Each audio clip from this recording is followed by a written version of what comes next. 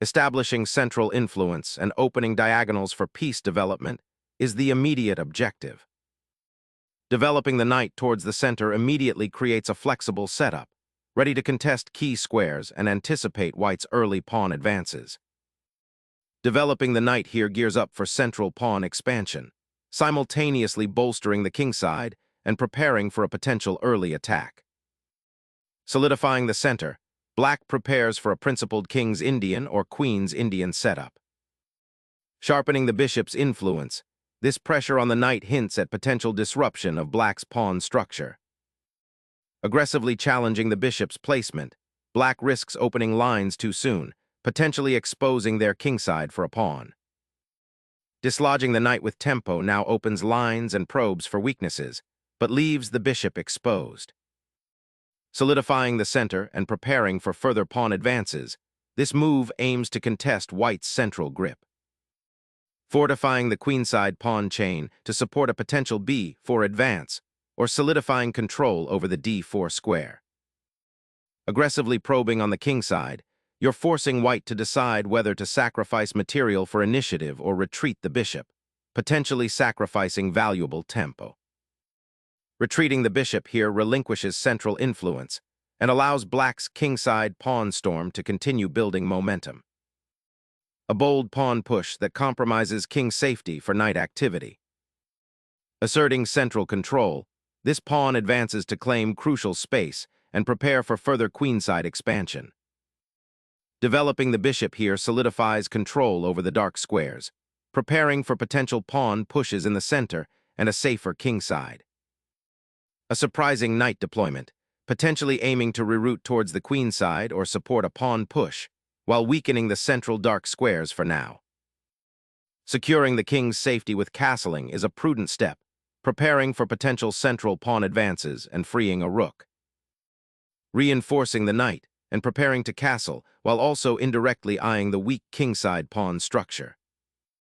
Doubling pawns on the g-file compromises king's safety, creating a tempting target for queenside pressure.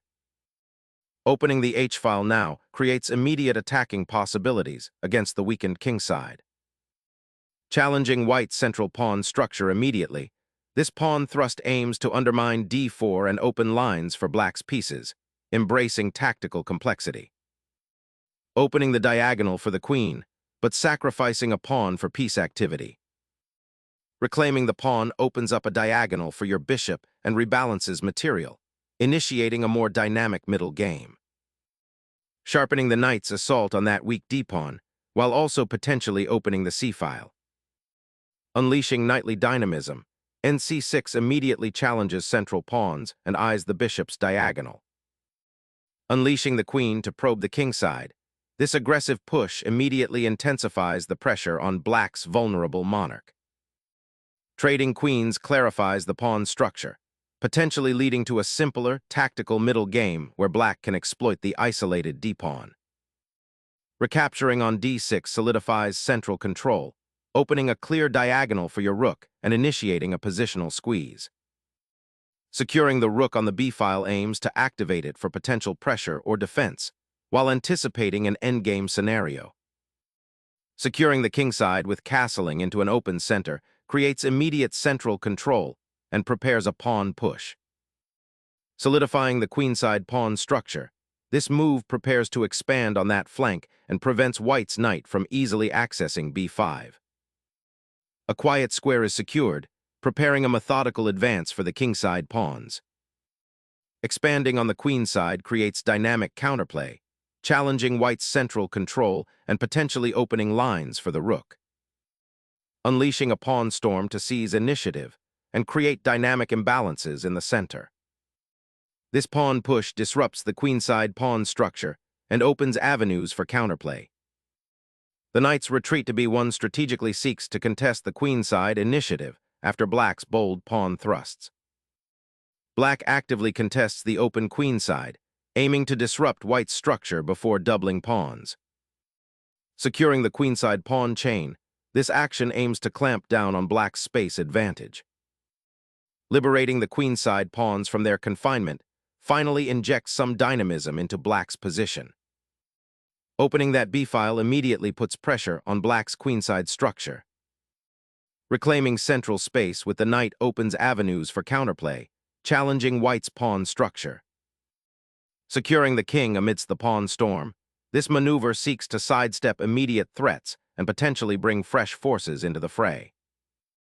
Unlocking the c-file opens new avenues for infiltration, exploiting the now vulnerable white pawn structure. By capturing the pawn, white consolidates queenside space and opens the bishop's diagonal, aiming to exploit black's slightly exposed king. Reclaiming development, black aims to activate the bishop and contest the central squares. Challenging black's pawn structure, this bishop repositions aggressively, creating threats and demanding attention. This exchange simplifies the position, aiming to relieve the pressure on black's center and create a more balanced pawn structure. Liberating the knight to IC7, this maneuver aims to disrupt black's pawn chain and seize control of the open files. Liberating the c-file for rook action immediately puts pressure on white's weakened queenside structure. King safety becomes paramount as the monarch retreats to a more defensible square. Reactivating the knight to influence the central squares and contest the d4 pawn's control. This rook sortie infiltrates black's queenside, immediately targeting their vulnerable pawn structure and aiming to dominate the 7th rank. Repositioning the knight aims to contest the open d-file and potentially eye the vulnerable white king. Returning the monarch to its lair redirects focus to controlling the central open files and preparing for potential pawn pushes. This maneuver seeks to activate the knight, eyeing the advanced knight on b5 and potentially liberating the pinned rook. Seizing the 7th rank with the knight creates immediate harassment. The rook boldly advances, asserting presence on the open file and eyeing potential penetration into white's territory. Pushing forward the e-pawn creates dynamism and a potential outpost for the knight on d6. Capturing that pawn opens a crucial diagonal for the bishop and disrupts white's queenside pawn structure significantly.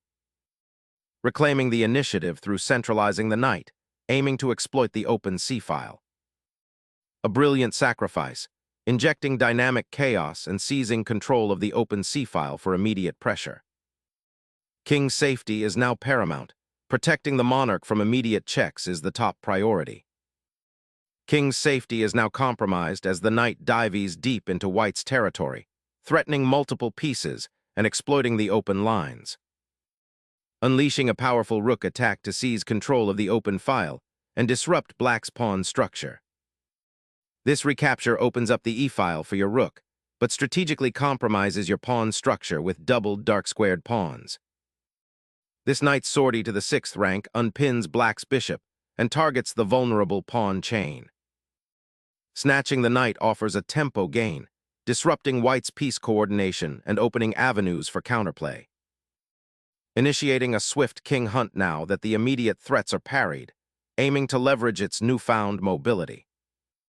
A daring check, sacrificing the knight to create a crucial discovered attack on the king. Pushing the king into the fray might offer salvation from the pawn entanglement. Sacrificing the bishop opens critical lines towards white's exposed monarch. Seizing the outpost knight offers a tangible material advantage, but watch for counterplay on the open files now.